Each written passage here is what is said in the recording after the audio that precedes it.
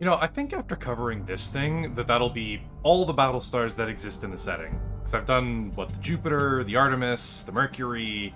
Unless I'm forgetting something, which would not at all be unreasonable, I think that's everything. I think that's all the important Battlestars in the entire setting. But the Valkyrie is what happens when Boeing designs a Battlestar. Missing parts, exposed vitals, and I'm pretty sure a stiff side wind will start ripping pieces off the damn thing. But hey, at least it looks good and it has that brand recognition.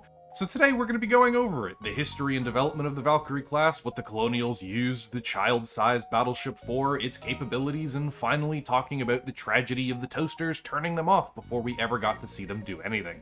But first, introductions. Generic greetings and welcome to Science and Sanity, a channel dedicated to bringing my love of science fiction in all its beautiful glory to you, the viewer. Today's video on the gun bricks, dealing with the half-pint, the manlet, the quarter-stack, the pocket Battlestar, the Valkyrie class, also confused with the Odin, since apparently adding spoiler to the thing equates to an entirely different class of ship to most people who don't understand anything.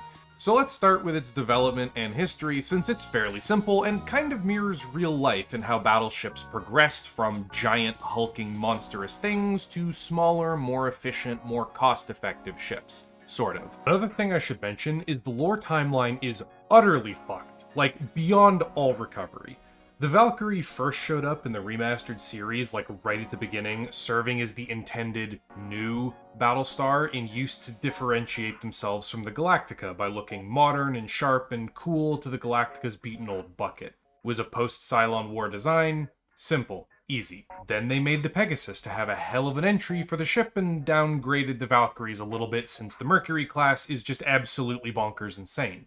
Then Blood and Chrome happened, and they borrowed a bunch of 3D models from the other time periods and eras just to bulk out their fleets. The Valkyrie isn't really supposed to be here, it's basically just there to fill space. But then, when people really noticed it and they were like, why? The lore flipped again, and now it's a mid to late war light or scout Battlestar, similar to the Orion class of pocket Battlestars that we see specifically created for Blood and Chrome. Then, again, the ship's model was used in Caprica, the prequel show that happened before the Cylon Rebellion, as it once again shows up filling space in Caprican dry docks off in the background. So people started saying that it was actually a pre-Cylon War design that got modernized and brought back into service, then got updated again post-war, and it just... But then other people asked, well, why would the characters in the original remastered show describe the Valkyrie as a more prestigious posting than the Galactica when the Valkyrie is way older? Also, let us not forget that the term Battlestar is very much a Cylon War term. No ship had that designation before. It's like how carriers are a very, very mid-war, World War II kind of thing, since they came into existence, I think, in like the early 20s, or like 1919, or something like that. And while this is a pointless jog off into poison ivy bushes on the side of the path, I don't really care. Like, Caprica is non-canon, Blood and Chrome is questionably canon when we're talking about the Valkyrie. Not like, oh, they're not real, I don't recognize them, but genuinely, the Valkyrie was just a convenient model to bulk out space and fill backgrounds without having to make brand new ships. I don't think there was any greater meaning or lore implication other than it was easy to reuse models and hope people don't really pay attention or care about it. So as far as I'm concerned, I'm just gonna kind of strike the middle ground and go with the default. Valkyrie Flight 1, the first production runs, were done during the mid to late Cylon War, and the Flight 2s, the ones that have got the spoilers on the back, were refits done during the Armistice era to get it up to par with stuff like the Mercury. So if the lore or the timeline or anything presented in this video seems a little strange to you, that's why. The ship is twisted up a lot in the timeline for not very compelling reasons. They kind of just twisted it into a pretzel because convenience is king, and that's pretty much it. When the Valkyrie finally went into production, they surged off the proverbial assembly lines. Small, cheap, easy to build, but monstrously more effective than any of the previous assorted ship classes that existed before the Cylon Rebellion. Part of this was most likely due to the vast expansion in colonial industry. Being forced to mass-produce Battlestars will tend to hyper-gigantify all of your industry and factories. And part of it was also probably due to all the available shipyards from before and all the dry docks and stuff that were too small to handle Battlestar production being swapped over to Valkyrie production instead. Though we do see the odd cruiser or frigate from the pre-Cylon War era just hanging around, most likely in reserve or still filling slots in active deployment that haven't yet been replaced by the Valkyrie. One of the reasons that this pint-sized Battlestar was so quick to produce is because it was quite literally half a ship.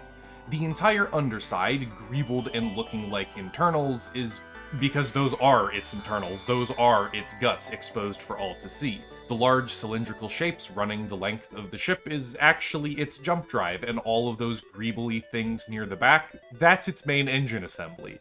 Armor essentially has been form-fitted to it, but other than that, the entire underside is completely exposed on the ship. A solid hit of pretty much anything under there could probably cripple the vessel. Even worse is that it almost entirely abandoned the typical underside guns of the Battlestars. Normally the gun bricks we know and love, like the Jupiter, the Bucket, or the Mercury, the Beast, prefer to put their guns on the top or front face of the ship with some angles to the side and straight down so that they can protect themselves in every direction, with most of their firepower concentrated on one axis that they use to punt the enemy straight to hell. But they do always keep that redundancy because, you know, space is 3D, my guy. Someone might shoot at you from a direction you're not expecting. The Valkyrie, not so much. Everything is on the upper face of the ship. This means that its armaments are almost utterly incapable of actually protecting the ship from below, which is a rather huge weakness to have for a colonial Battlestar when the Cylons love to swarm them with 50 billion fighters and 50 billion more missiles just to make sure. The flight pods are also extremely small. When you look at it, they don't seem small since they're proportionally about the same size as what you would see on other ships like the Galactica, but no, they're tiny. This thing is a very small ship. The Galactica's flight pods are big enough to dock smaller freighters and transports inside them and land entire squadrons of Vipers side by side in an emergency chaotic scramble during a jump. The Valkyrie can barely accommodate more than 2 or 3 Vipers if it's lucky, landing side by side. In fact, if you look under the flight pods, the normal Viper launch tubes pointing out to the side are instead facing straight forward, and it's only got 3 per pod. So launching Vipers is very slow for this ship, and recovering them is even more tedious. Its flight groups are also rather small for a Battlestar, but having them at all is pretty amazing, I guess, since it lets the Valkyrie carry a few squadrons of Vipers along for the ride if it needs them. Or I guess if it can find a place to fit them. To make up for their lack of individual power, we see Valkyries operating in multi-ship flights, guarding shipyards in the close orbits of the colonies themselves. We can see groups of 3 to 5 all coordinating together. Those statistics from the creators put the number of colonial Battlestars in the hundreds, so that would suggest that they could potentially operate in much larger battle groups if need be. During flashbacks in the series, we also see them operating alone, lone Valkyries patrolling the Armistice line, and in some cases conducting clandestine operations beyond it, which is really, really stupid. Even as small as the Valkyrie is, it's still a bundle of guns, missiles, and unending rage due to its small man syndrome. Like, what do you think it's doing pressing its face up against the no-touching line? Probably something not peaceful, that's for sure. But overall, coupled with its small size, its relatively weak armament, its kind of cramped internal nature, and the fact that it doesn't really do anything that Battlestars do at an appreciable level, it's more meant to fill the role that destroyers did in real life. Flexible, powerful enough to hold its own against smaller craft, and meant specifically to shield more important ships from threats, whether they be missiles, fighters, or other similarly small-sized warships that could potentially slip past the big guns of the things they're protecting. They also fill the often unspoken but well-understood role of being the line of fodder between the enemy and the infinitely more valuable battle carriers, or in this case the Mercury Battlestars they were supposed to operate alongside.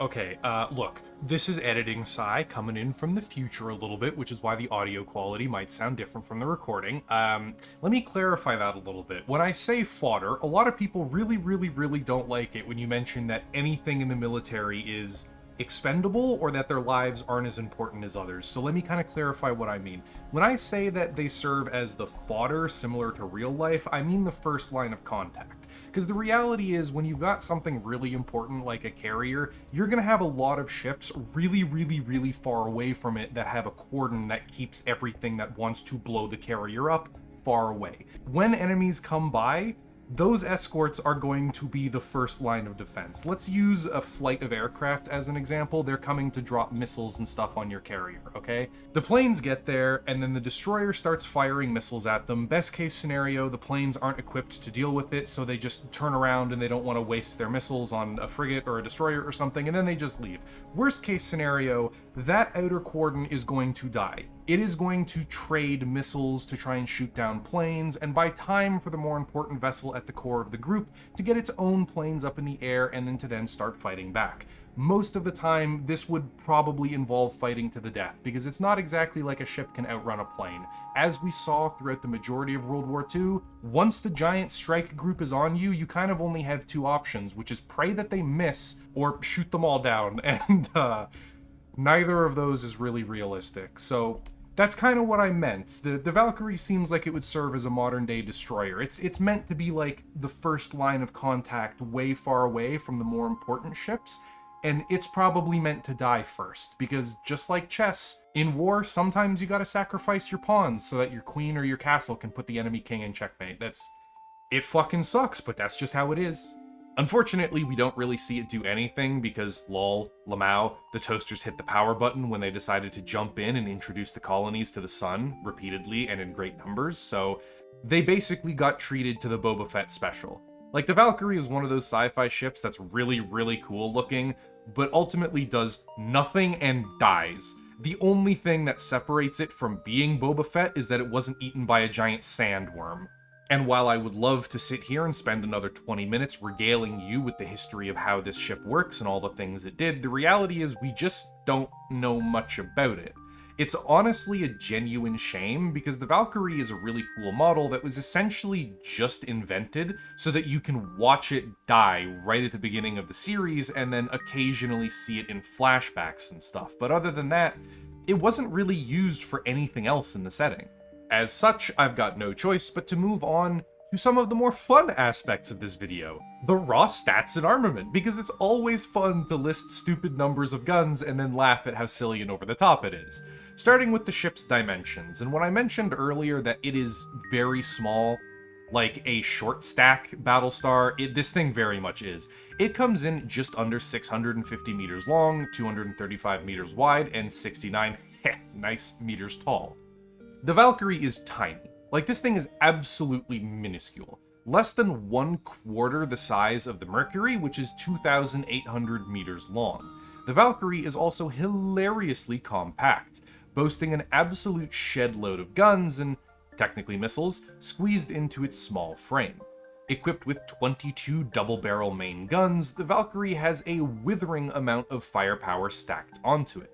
Unfortunately, they're not the meme-worthy Battlestar artillery, but they are far more powerful and modern than the guns found on older colonial warships.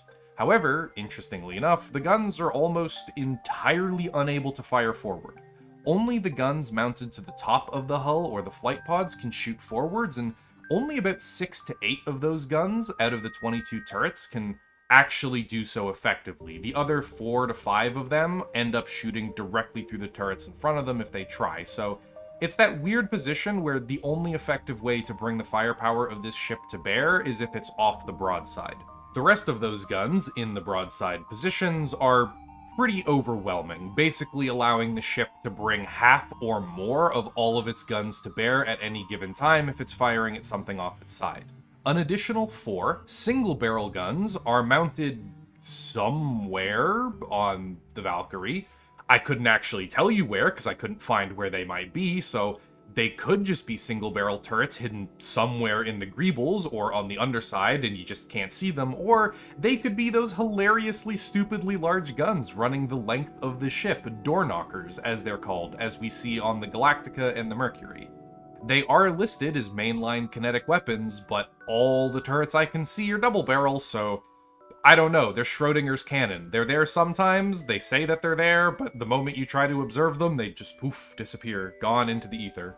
Supporting the main guns is a secondary battery of smaller double-barreled guns mounted into the broadside firing positions. Now these are most likely heavy flak batteries and are more intended to be the ship's broadside point defense, contributing to the flak screen, rather than its main firepower. Now this is a little weird to parse out, and feel free to disagree with me here, since everything on this ship is so bloody small that even though the guns look comparatively massive compared to the size of the ship, the Valkyrie's really small.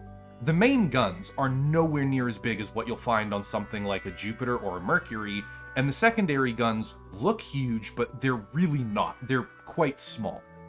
And since we see them mounted into the sides of the alligator head and the lower rear side of the flight pod, it kind of stands to reason that they would be intended to project a flak screen over the bulk of the ship to kind of prevent missiles from sneaking by into the most critical areas, like the command and control center at the front or the flight pods and engines near the back. Making up the bulk of the waterfall of lead we know and love as the Holy Wall of Flak, blessed be its name, are 30-odd multi-barreled Seawiss and shrapnel guns arrayed around the ship to provide the bulk of the defensive fire screen. Unlike most Battlestars, though, the flight pods are relatively unarmed. On something like the Galactica, it's got a ton of guns, like an absolute ridiculous number of them lining the sides of the flight pods, along with the 80 or so odd Viper launch tubes, because it's a big thing that's important to protect for the Jupiter's combat air patrol.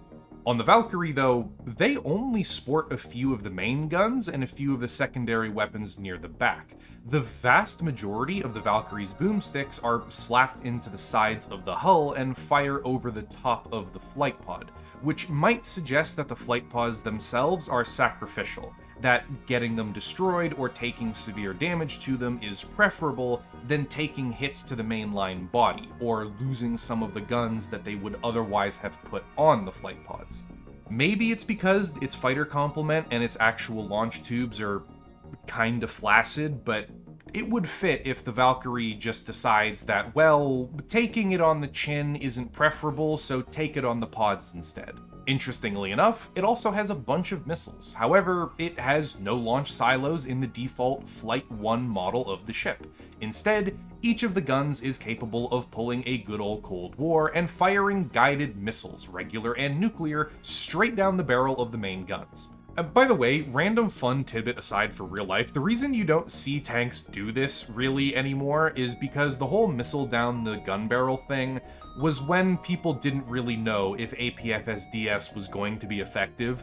They couldn't really figure out whether or not that was going to be the mainline armament of tanks or whether or not missiles would be more effective. And the reason people moved away from it for the most part is because, well, if your gun is already pointing at a target, firing a Sabo dart at it is going to get there and kill it like 5 to 6 times faster than a lot of the barrel-launched missiles. As for the fighters that the ship carried, well, we know for a fact that the Valkyrie carried 2 squadrons of Viper Mark 7s and 2 Raptors, but how many actual fighters is kinda up in the air. If we go with the squadron sizes for other Battlestars, it's supposed to be able to put something like 40 Vipers in space, assuming optimal combat load, but I do not believe that for even a second. Do you see how small the flight pods are, and those tubes under the flight deck? That's not just the launch tubes, that's also the majority of the engineering and storage area. If we go by the old measuring system of just going, how many launch tubes? 80 launch tubes, 80 Vipers at a time. That's simple and easy. Then the Valkyrie would launch and maintain 6 Vipers at a time, which seems laughably little. So let's go with a happy middle ground that I'm just completely making up as I go. 12. 2 launches of 6 Vipers make up its flight group, with maybe 12 more in reserve. So each ship carries 24 fighters and 2 Raptors. I think that seems pretty fair for how small this thing is. And the last thing of note with the ship's technical details is the refit. Just like how the Mercury has a Block 1, 2, and 3 models, which are different refits and models of the same ship, the Valkyrie has the Flight 1 and 2.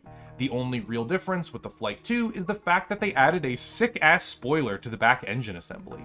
Now they've got more downforce from wind pressure and better grip so they can go faster. Genius, really, truly. A wonderful mark of engineering brilliance.